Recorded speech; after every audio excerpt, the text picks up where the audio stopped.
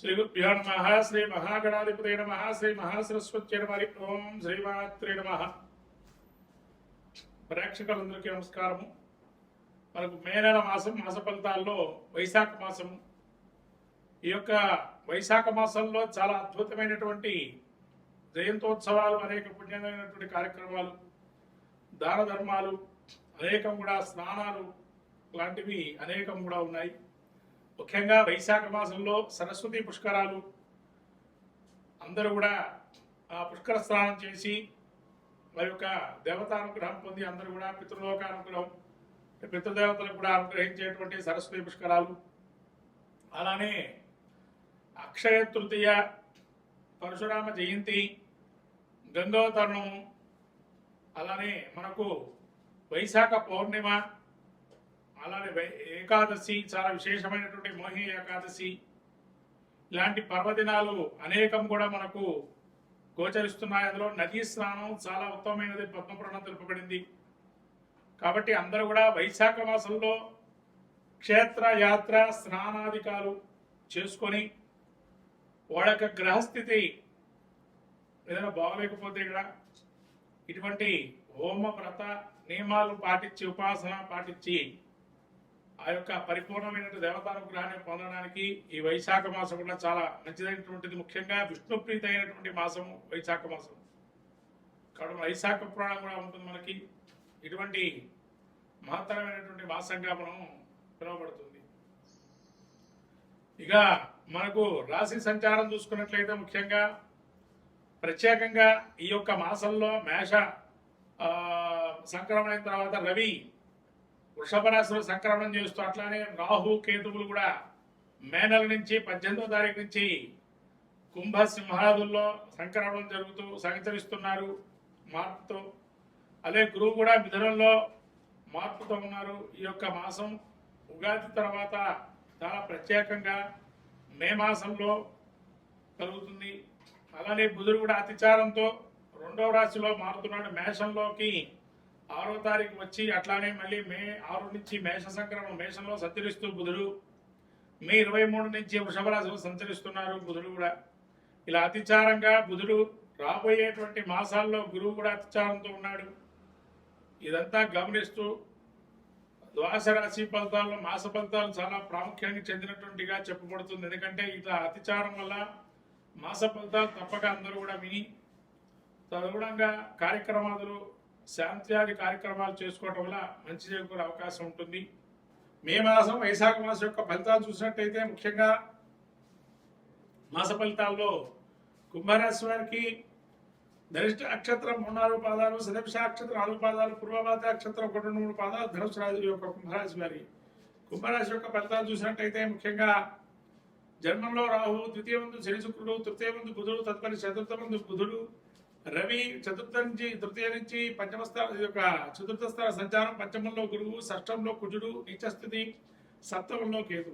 ఈ రకమైన గ్రహస్థితి చూస్తే ముఖ్యంగా జన్మంలో రాహు, జన్మరాహు వల్ల కార్య విఘ్నాలు, భార్యతో కలహాలు, విపరీతమైన గొడవలు పట్టము, తద్వారా అనారోగ్యము, లేతే మీ మనస్సులో ఉన్నటువంటి ఆంతర్యము బయట గమనించకపోవటం లాంటి జరిగే అవకాశం ఉంటుంది. శని శుక్రుడు తృతీయంలో ఉండడం వల్ల కొంత ఇబ్బంది కలిగే అవకాశం ఉంది.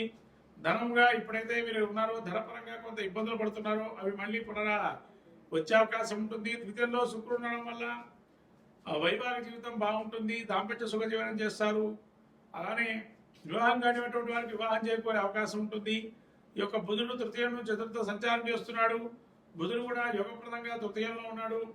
ఈ యొక్క చతుర్థంలో ఎప్పుడైతే వెళ్తాడో అప్పటి వరకు బుద్ధి కుశలత, నైపుణ్యత, ఈ యొక్క బుద్ధిలో ప్రదర్శించడం, తద్వారా అధిగమించడం, కష్టాల నుంచి బయటపడే అవకాశం ఉంటుంది. అలాగే చతుర్థమందు మీకు ఈ యొక్క రవి సంచారం చేస్తున్నాడు కాబట్టి కొన్ని లీడర్షిప్ క్వాలిటీస్ అనేవి చాలా బాగా ఉంటాయి. అలానే చతుర్థమందు రవి సంచారం చేస్తున్నాడు, పెద్దలకు అనారోగ్యం వచ్చే అవకాశం చూసుకోవడం మంచిది. అలానే పంచమందు గురువు ఉన్నాడు కాబట్టి పంచమందు గురువు వల్ల యోగప్రదంగా ఉంటుంది. వివాహ శుభ కార్యక్రమాలు, గృహప్రవేశాలు కానీ, నూతన కార్యక్రమాలు చేపట్టడం కానీ, వస్తు సేకరణ కానీ చేసే అవకాశం ఉంటుంది. మంత్రోపాసన, దీక్ష లాంటివి చేసుకోవడం కూడా మంచి ఫలితాలు ఉంటాయి.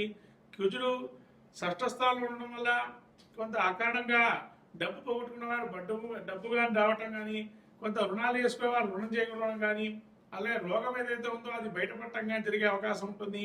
కేతు సప్తమంలో అపార్థాలు లోన్ కావటము, కమ్యూనికేషన్ గ్యాప్తో మీరు చెప్పిన మాట అవతల మనిషి ఇంకో విధంగా వినడం, లేదా చెప్పిన పనే మళ్ళీ సరిగ్గా వినకపోవడం వల్ల వాళ్ళు ఇంకో చేయటం, తద్వారా మీకు విసుగు తెప్పించడం ఇలాంటి జరిగే అవకాశం ఉంటుంది. ఈ విధంగా కుంభరాశి వారికి కొంత ప్రతికూలమైన వాతావరణం ఏర్పడుతుంది. అనుకూలమైన వాతావరణం ఏర్పడటానికి ముఖ్యంగా ఈ యొక్క కుంభరాశి వారి జన్మలో రాహు ఉన్నాడు. ముఖ్యంగా రాహు జన్మంలో ఉంటే పొమ్మం లేక పొగబెట్టే గుణంలాగా ఉంటుంది. అంటే మిమ్మల్ని రెచ్చగొడుతుంటారు ప్రతి మనిషి కూడా. మీరు ఎంత మంచిగా మాట్లాడినా కూడా వాళ్ళ యొక్క రెచ్చగొట్టే స్వభావంగా ఉంటారు. కావున మీరు వాళ్ళని రెచ్చిపోమన్నా మీరు రెచ్చిపోవద్దు. కాబట్టి మీ మాటల్లో మీరు ఉండండి, అదుపులో ఉండండి, మౌనంగా స్వీకరించండి. అన్నారే అనుకోండి, ఆ మాటలు మళ్ళీ ఇంకో రోజు దానికి కౌంటర్ ఇవ్వచ్చు.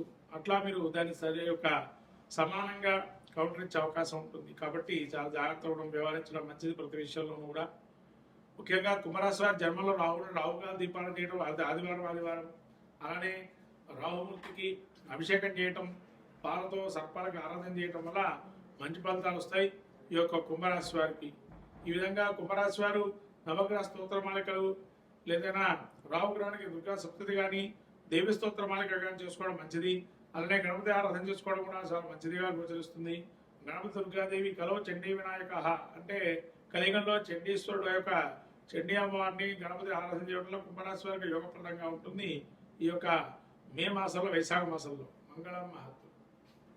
వైశాఖ మాసం, మే మాసంలో రాహుకేతుల యొక్క ఈ యొక్క మే మాసంలో ఫలితాలు చూస్తే మీనమాసం, ఈ యొక్క మీన రాశి యొక్క ఫలితాలు ఏ విధంగా ఉండబోతున్నాయంటే ముఖ్యంగా జన్మంలో శని శుక్రుడు, 12లో రాహు మే 18 నుంచి, అలానే ద్వితీయంలో బుధుడు, తదుపరి తృతీయ స్థాన సంచారం, తృతీయం నుంచి తృతీయంలో రవి సంచారము, చతుర్థమందు గురువు, పంచమందు కుజుడు నీచస్థితి, షష్టమందు కేతువు. ఈ యొక్క గ్రహస్థితి చూసినట్లయితే మీన రాశి వారికి ఏలాంటి ప్రభావంతో జన్మస్థ శని వల్ల పాదాల నుంచి మోకాళ్ళ వరకు నొప్పులుగా ఉండడము, దేహదార్ఢ్యం కొద్దిగా ఇబ్బంది కలగజేయటము, ఎవరు నడిచినా వెంటనే ఆయాసం రావటము, శుక్రుడు జన్మంలో ఉండడం వల్ల ఎంత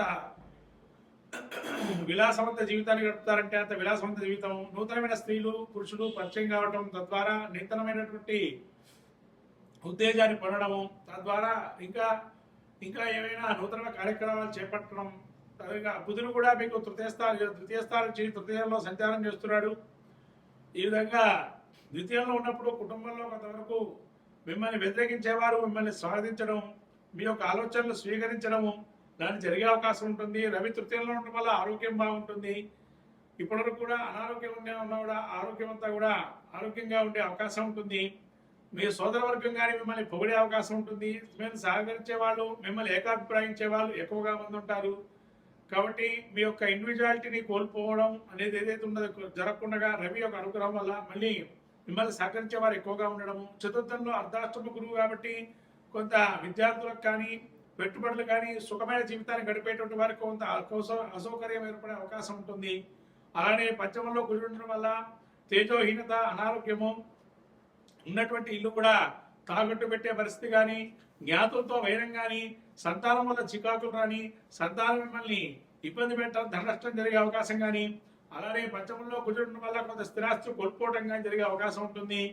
అలానే మీ యొక్క పేరు ప్రఖ్యాతలు కూడా కొంతవరకు కలకం వచ్చే అవకాశం ఉంటుంది. షష్టంలో కేతు వల్ల కొంతవరకు భయాందోళన ఉన్నా కూడా పుణ్యక్షేత్రం దర్శనం చేసుకోవడం, దేవుడు ఉన్నాడు అనుగ్రహిస్తాడు అనే భావంతో ఉండడం, క్షేత్ర దర్శనం చేయడం, నది స్నానం చేయడం లాంటివి చేయడం జరుగుతుంది. సత్కర కాలక్షేపము, సజ్జన సాంగత్యము ఇలా అన్ని కూడా కేతు అనుగ్రహం ఉంది. 12లో రాహు నిరాశ నిస్పృహంతో వ్యాపారం చేస్తుంటారు. ప్రయాణంలో కూడా కొంత ఆటంకాలు ఉంటాయి. ఏదైనా కూడా వాహనాలు ప్రయాణించేటప్పుడు జాగ్రత్తగా ఉండడం మంచిది. ఏదో మనం అపశకునంగా ప్రయాణించేదానికన్నా ఇష్టదేవతారాధన కానీ వెళ్ళే ప్రయాణం చేసేటప్పుడు గౌతమ సాయి నమః అనే మంత్రాన్ని పనిచేసుకోవడం వల్ల ప్రయాణం అనుకూలమయ్యే అవకాశం ఉంటుంది. అట్లానే రాహు 12లో ఉండడం వల్ల మీరు ఒకడిగేస్తే కార్యం మళ్ళీ వెనక్కు 2 అడుగులు వేసే అవకాశం ఉంటుంది. అలా జరుగుతున్నా కూడా ముందుకు వెళ్ళడం మంచిది. కొంత మంచికే జరిగింది అనుకోండి, ఈ యొక్క ఆలస్యం కూడా అనుకొని ముందరకు వెళ్తూ ఉండండి. అప్పుడు కార్యక్రమాలు కూడా సఫలీకృతం అవుతాయి.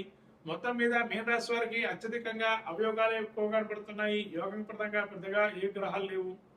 కాబట్టి వీళ్ళు నవగ్రహ స్తోత్ర పాఠం కానీ, నవగ్రహ ధ్యాన శ్లోకాలు కానీ, నవగ్రహ ప్రదక్షిణం కానీ, నవగ్రహ ధాన్యదానాలు కానీ, నవగ్రహ హోమం కానీ, ఎక్కడైనా వీలుంటే కనుక చండీ హోమాలు కానీ ఈ యొక్క రుద్ర అభిషేకాలు చేసుకోవడం వల్ల మంచి ఫలితాలు ఉంటాయి మీన రాశి వారికి.